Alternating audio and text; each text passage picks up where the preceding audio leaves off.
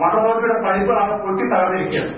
ആകെ നാശം അവിടെ ഉണ്ടായിരുന്ന ഇതിനു വേണ്ടി പ്രതികരിച്ച 5ഓളം സ്ത്രീകളടക്കമുള്ള ആൾക്കാർ ക്രൂരമായി മർദ്ദിച്ചു. കൊടുവള്ളി ഗവൺമെന്റ് ആശുപത്രിയിൽ 2 ദിവസത്തോളം അവർ ക്രൂരമായിട്ട് അവർ പണം ഉപയോഗിച്ചിട്ടാണ് ഇവരെ ക്രൂരമായിട്ട് ഇവരെ മർദ്ദിക്കുകയും ഇതിനെതിരെ എന്ത് ത്യാഗം കഴിച്ചാലും ആ ടവർ അവിടെ കൊണ്ടുവരുമെന്നാണ് ഇവർ പറഞ്ഞിരുന്നത്. അതിനെതിരെ കോളനിയിലെ മുഴുവൻ ജനങ്ങളും ശക്തമായിട്ടും കോളനിയിൽ മാത്രമല്ല ടവർ നിർമ്മാണത്തെ തുടർന്ന് പഞ്ചായത്ത് റോഡും കോളനിയിലേക്കുള്ള വാട്ടർ അതോറിറ്റി പൈപ്പ് കണക്ഷനും തകർന്നതായും ഇത് ചോദ്യം ചെയ്ത കോളനിവാസികളെ കരാറുകാർ മർദ്ദിച്ചതായും ഭാരവാഹികൾ പറഞ്ഞു.